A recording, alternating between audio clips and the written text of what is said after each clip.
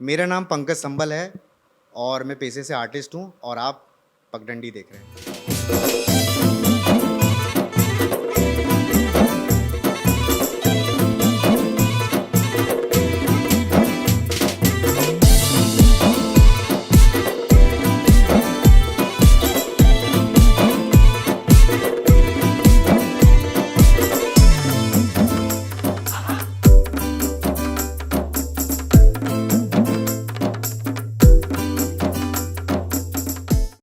Lights, camera, rolling. Action. नमस्कार, मेरा नाम दीपांशु कुंवर है और आप इस वक्त पगडंडी देख रहे हैं। आज मैं बात करने जा रहा हूं शब्द सराहना समूह एक कलाकार की। वो कलाकार जो हमारे समाज को ज़िंदा रखता है, वो कलाकार जो कला को ज़िंदा रखता है। इसी दर्ज पर मेरे साथ आज मौजूद है पंकज संबल। पहले मैं इनका स्वागत करता हूं, उसके बाद इनके बारे में बताऊंगा। सबसे पहले पंकज भाई, बहुत बहुत स्वागत है आपका। नमस्कार दीपांशु, और आपका अपने मंच पे बुलाने के लिए बहुत बहुत शुक्रिया। और मुझे काफ़ी अच्छा लग रहा है कि पगडंडी ने आज मुझे ये मंच दिया हुआ है, तो उसका मैं दिल से आभार व्यक्त करता हूँ आपका और आपकी टीम का। तो पंकज जी के बारे में बताऊं तो आप आर्मी में थे इससे पहले और आर्मी से रिटायर्ड अभी अभी हुए हैं, कुछ दिनों पहले, कुछ महीनों पहले कहूँ। और आप एक बहुत ही उम्दा कलाकार हैं और आपकी चित्रकारी जो है आप अपनी स्क्रीन पे देख पा रहे होंगे। बहुत सारी ऐसी बातें हैं जो मैं आपसे करना चाहता था। ये थी फॉर्मली टॉक जो हमें करनी होती है, जो ज़रूरी होती है, बताना ज़रूरी होता है। अब मैं थोड़ा सा रिलैक्स होता हूँ और रिलैक्स होकर बात करता हूँ। तो फ़िलहाल आज आप पगडंडी पे आए हैं, तो कैसा लग रहा है यहाँ आके? मुझे काफ़ी अच्छा लग रहा है, आपने मुझे फ़ोन करके यहाँ पर बुलाया। काफ़ी टाइम से मैं सोच रहा था, बट मैं राजस्थान था, मैं समय नहीं दे पाया। बट हाँ, मैं यहाँ पर आया तो आपका फ़ोन आया और आपने मुझे इनवाइट किया, तो मुझे काफ़ी अच्छा लगा। और पगडंडी का मैं रेगुलर व्यूअर हूँ। पगडंडी के सारे वीडियोज़ वो मेरे पास आते हैं, लिंक आते हैं, मैं देखता रहता हूँ। बट सोच रहा था कि मैं जाऊँगा और फ़िलहाल आपने मुझे ये मंच दिया, तो इसके लिए आपका बहुत बहुत दिल से शुक्रिया। और पगडंडी अपनी रफ्तार से आगे बढ़ रहा है, तो बस आप ऐसे ही कलाकारों को मंच देते हैं, तो इसके लिए बहुत बहुत शुक्रिया। तो याद है आपको हमारी पहली मुलाकात कब हुई थी? हाँ, मुझे याद है। हमारी पहली मुलाकात नैनीताल में हुई थी और मैंने वो छोटा सा दीपांशु कुंवर देखा था, और जो उस टाइम पॉलिटेक्निक कर रहा था, उसके बहुत मेरे पास में धुंधली-धुंधली यादें हैं। कार्निवाल का एक स्टेज सजा हुआ था, काफ़ी रंग-बिरंगी लाइट्स थी, जाड़ों का मौसम था और ताल के किनारे एक बेहतरीन स्टेज था। वहाँ पर एक पंकज संबल आते हैं और वो स्प्रे से झटपट कुछ ऐसा बनाते हैं कि सब उनके मुरीद हो जाते हैं। हाँ, वो मेरा उत्तराखंड में पहला ऐसा शो था जो माननीय कमिश्नर अभी दीपक रावत जी ने वो कराया हुआ था, और मुझे बुलाया और कि आप ये शो करिए, मुझे वो उतना बड़ा मंच दिया। तो वो मेरी पहली एक उपलब्धि थी कि दीपक रावत जी ने मुझे वो मंच दिया था। और काफ़ी मतलब मंच पूरा भरा हुआ था, पूरा नैनीताल भरा हुआ था। और वो मेरी 5 मिनट की पेंटिंग मुझे अभी भी याद है, और काफ़ी लोगों ने उसकी सराहना की थी, वो यादें अभी भी बसाई हुई है। और आपका शुक्रिया कि आप वो मुझे यादें पुरानी याद दिला पाए। वास्तविकता भी यही है, अगर मैं उस दिन वो शो देखने नहीं आया होता, तो शायद हमारी जान-पहचान नहीं हो पाती। हाँ, हाँ, ये भी एक वास्तविकता है कि आप मुझे उस शो के ज़रिए मिले और हमारी वो बातें हुई, तो मेरे लिए भी बहुत अच्छी वो यादें हैं कि मुझे आप जैसा इंसान मुझे मिला, क्योंकि वो अभी काफ़ी ऊँचाइयों तक पहुँच रहा है धीरे-धीरे, और काफ़ी अच्छे उस पे है। तो मैं भी उस लम्हे का, उस पल का बहुत शुक्रिया अदा करता हूँ, वो विंटर कार्निवाल का, कि उसने आप जैसे व्यक्ति को मुझे दिया। और देन मैं एक आवाज़ सुनता हूँ कि कैनवास पे बिखरे रंग हैं, हाथों पे बंदूक भी चलाता हूँ और यहाँ आके ब्रश भी चलाता हूँ। तो ये बंदूक चलाना और ब्रश चलाना दोनों अलग-अलग काम है। मैनेज करना थोड़ा-सा कठिन नहीं हुआ दोनों को?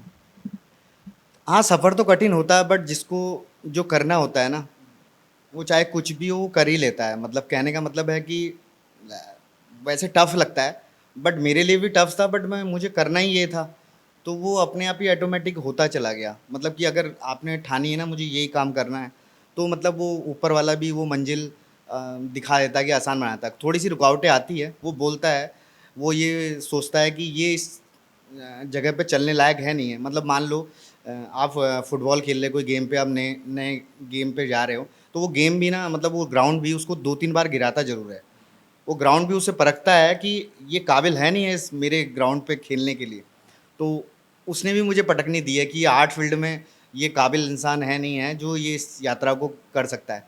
तो मैंने 2-4 गुलाटियाँ मतलब प्रॉब्लम में तो खाई है, बट मैं उठा, खड़ा हुआ, फिर करा, तो हो गया धीरे-धीरे अभी चल रहा है सब। तो आर्टिस्ट बनने की शुरुआत कैसे हुई? मैं हर इंटरव्यू में बोलता हूँ कि आर्टिस्ट बनने की शुरुआत ना मेरी कॉमिक्सों से हुई। मतलब कि मैं बचपन में कॉमिक्स से बहुत पढ़ता था और राज कॉमिक्स उस टाइम चलती थी, तो नागराज, सुपर कमांडो, ध्रुव, डोगा, इनके कैरेक्टर मैं बनाता था।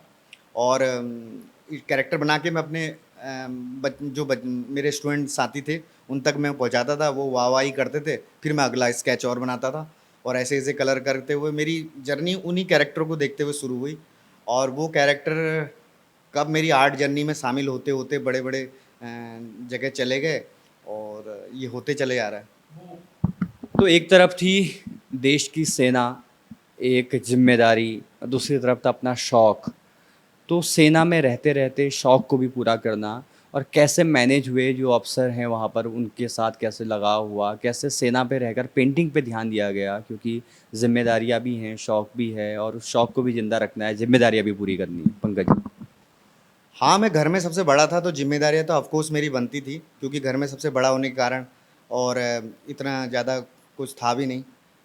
तो हम रेंट पे रहे हुए पहले से बचपन में, तो अब मकान हो गया, घर हो गया, वो जिम्मेदारी भी निभाई है।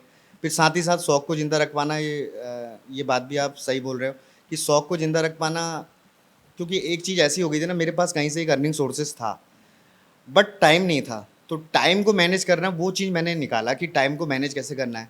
मतलब करने का मतलब ये है कि जब सब लोग अपनी ड्यूटी कर लेते थे, तो रात को सोते थे, तो उस रात को मैंने ना सो के प्रैक्टिस में लगाया अपनी, मतलब कि पेंटिंग वगैरह में अपनी प्रैक्टिस करता था। तो मैं कम सोता था, मतलब कि हाँ, नींदें कम ली है मैंने और प्रैक्टिस जारी किया, और छुट्टियों में भी आता था तो अपनी प्रैक्टिस पे ही ध्यान देता था।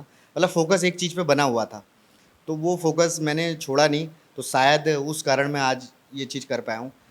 हाँ, शौक तो बहुतों के बहुत सारे होते हैं, बट वो कंटिन्यू नहीं कर पाते, बट मैंने इस चीज़ को कंटिन्यू किया है, तो शायद मैं आज आपके सामने ये बातें बोल पाने में सक्षम हूँ। तो अभी तो रिटायर्ड हो गए हैं, सेवानिवृत्त हो गए हैं सेना से, तो अब पूरा समय जो है पेंटिंग को दिया जा रहा है। तो क्या कुछ नया है इस दौरान, क्या कुछ नया कर रहे हैं, किस किस पे फोकस है कि किस तरह से काम करना चाहिए, किस तरह से पहाड़ के लिए, उत्तराखंड के लिए काम करना चाहिए? मतलब कि अभी रिटायरमेंट हुआ है मेरा, 1 डेढ़ साल ही हुआ है, तो सोशल मीडिया से मैं बँधा हुआ था, मतलब ज़्यादा सोशल मीडिया हम यूज़ नहीं करते, आर्मी वालों को थोड़ा-सा पाबंदी है। तो वो चीज़ का मैं सही टाइम पे यूटिलाइज़ नहीं कर पाया, बट अब रिटायरमेंट हो गया हूँ, तो इस चीज़ का सही मतलब हो रहा है, यूज़ हो रहा है। इंस्टाग्राम पे, यूट्यूब पे और जगह भी चल रहा है, और कई वगैरह एग्जीबिशन में कर रहा हूँ, और कुछ क्लासेस दे रहा हूँ।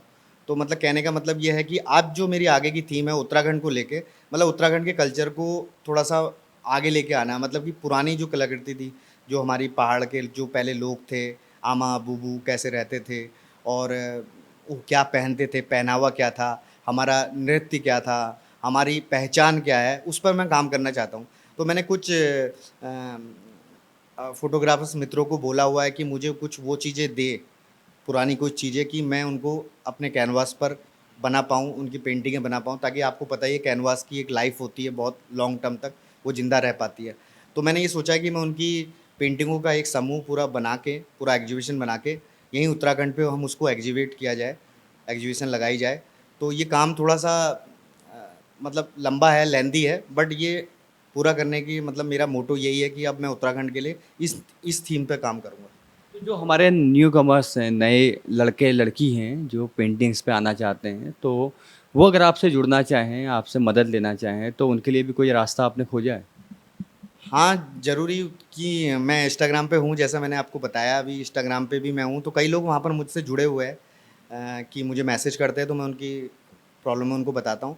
बाकायदा वो मुझे कॉल भी कर सकते हैं, मेरा नंबर भी वहाँ पर मेंशन है, और कॉल करके भी मुझे बोलते हैं, तो मैं उनको बताता हूँ कि हाँ, आपको जो भी प्रॉब्लम है, तो मुझे बताओ, मैं आपका मदद करूँ। क्योंकि उस टाइम जब हम ये पेंटिंग कर रहे थे, तो उस टाइम हमारी हेल्प करने वाला कोई था नहीं, तो हमें थोड़ा-सा लंबा टाइम लगा।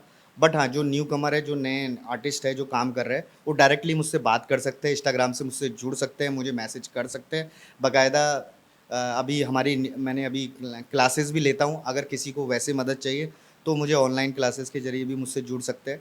बट हाँ, मतलब ऐसा कुछ नहीं है कि वो मुझसे क्लासेस ले, वो मुझसे फ़ोन कर ले, मुझे मैसेज कर सकते हैं, व्हाट्सअप कर सकते हैं, उनके लिए फ्री मैं हमेशा अवेलेबल हूँ। ऐसा कब हुआ कि एक पेंटिंग बनाई गई, उसमें रंग बिखेरे गए और लगा कि यार ये आज जो काम हुआ है ये बहुत बेहतरीन है? मैंने एक पेंटिंग बनाई थी बुद्धा की और गणेश की, और काफ़ी अच्छी पेंटिंग बनाई है, जहाँ पर मुझे पहली जो मैंने पेंटिंग बनाई थी वो मतलब बुद्धा की बनाई थी।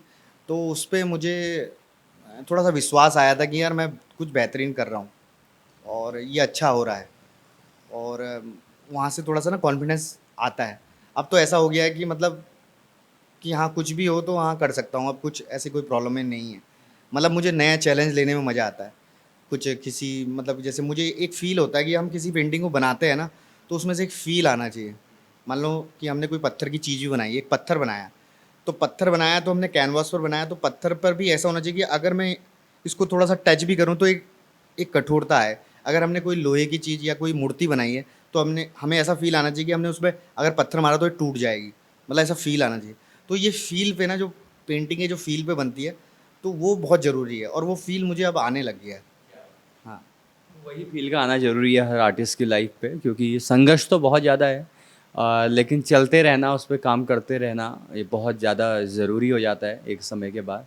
तो बहुत अच्छा लगा मुझे तो आपसे मुलाकात करके, और आगे भी मुझे लगता है कि हम साथ मिलकर कुछ अच्छा कर सकते हैं, कुछ वर्कशॉप्स कर सकते हैं। कैसे काम हो सकता है इस पे बात कर सकते हैं, जिससे हमारा जो पहाड़ के आर्टिस्ट हैं, मतलब मुझे लगता है कि पहाड़ पे आर्ट का होना तो बहुत ज़्यादा है, लेकिन उसको कैरी करना बहुत कठिन है, क्योंकि नहीं मिल पाता। मतलब प्रॉब्लम ये है ना कि आर्टिस्ट तो है, और आर्टिस्ट पे जो थोड़ा सा गुमराह हो जाते हैं। कहने का मतलब है कि यूट्यूब पे वीडियोस देखते हैं तो अच्छी बात है, आजकल तो सीखने को सब चीज़ मिल जा रहा है, बट कुछ ऐसा कुछ है कि वो वीडियोस तो बनाते देखते हैं, बट उनको पता नहीं होता कि एक्चुअली में ब्रूश कैसे यूज़ करना है, कलर का क्या चीज़ है। तो मैं तो वो कुछ चीज़ें ऐसी भी टेक्निक जो बाहर की है, फॉरेन आर्टिस्ट को मैं फॉलो करता हूँ, तो वो बोलते हैं कि ब्रूश ऐसे पकड़ो, इतनी दूर पे पकड़ना चाहिए। तो मैं सोचता हूँ कि आर्ट को ना ये चीज़ें फॉलो नहीं करनी चाहिए कि ब्रश को हमेशा ऐसे पकड़ना है या ऐसे पकड़ना है। आपकी मर्ज़ी, आप ब्रश को कैसे पकड़ो या कलर कैसे आप वो यूज़ कर रहे हो। बट उसमें फ़ील होना बहुत ज़रूरी है कि मतलब हमने बनाया क्या चीज़ है। जिनके हाथ नहीं होते क्या वो आर्ट पेंटिंग नहीं करते? ऐसे कई आर्टिस्ट हैं जिनके हाथ भी नहीं है, पैर भी नहीं है, तब भी वो पेंटिंग कर रहे हैं। मतलब कहने का मतलब ये है कि आप किसी को ना बाउंडेशन पे बाँध नहीं सकते हो, वो भी आर्ट को। तो अगर आपने इसको बाँधने की कोशिश करी कि आप यार ऐसे करना है, तो वो रूल रेगुलेशन फ़ॉलो मत करो। बट हाँ, मैं अपने जो पहाड़ के साथी लोग हैं, जो मेरे आर्टिस्ट जो बिगिनर आर्टिस्ट है, उनसे बस मैं यही कहना चाहूँगा, अगर आपको सच्ची राह लेनी है, कुछ लेनी है, तो आपको एक मेंटर बनाना पड़ेगा। एक गुरु ऐसा बनाना पड़ेगा जिससे आप लोगों को ये चीज़ लेनी पड़ेगी। तो उनके लिए तो बहुत अच्छा मंच है, इंस्टाग्राम है, यूट्यूब है, जहाँ पर आप मुझे ही नहीं कई और आर्टिस्टों को भी फॉलो कर सकते हैं, उनसे पूछ सकते हैं। वो आपको बताएँगे ज़रूर। अगर वो आर्टिस्ट होंगे तो पक्का अपनी चीज़ें आपसे शेयर करेंगे। और अगर ऐसा कोई आपके मंच के माध्यम से मुझ तक पहुँच पाए, तो मैं बाकायदा उसको सब चीज़ वो बात जानकारी सब चीज़ दूँगा, जो मतलब मुझे फेस हुई, मुझे प्रॉब्लम फेस करनी पड़ी उन चीज़ों के लिए। तो वो फेस उनको नहीं करनी पड़ेगी। तो फिलहाल आज हम यहीं पर बातों के सिलसिले को थोड़ा सा विराम देते हैं, लेकिन फिर मिलेंगे बहुत जल्द कुछ नया लेके। और आप लोगों को ये बातें कैसी लगी हमें ज़रूर बताएं। बहुत बहुत धन्यवाद पंकज भाई, हमसे जुड़ने के लिए और हमारी जनता के साथ जुड़ने के लिए। थैंक यू सो मच आपका और आपकी जनता का, और जो ये चैनल के माध्यम से हमें देख रहे हैं, उनका भी बहुत-बहुत आभार। तो ये जो सिलसिला है ये शुरू हो चुका है कलाकारों से मिलने का, रंगों से मिलने का, ऐसी विधाओं से मिलने का जिनको देखने की ज़रूरत है, जानने की ज़रूरत है। फिलहाल अभी के लिए इतना ही। आप देखते रहें पगडंडी। शुक्रिया।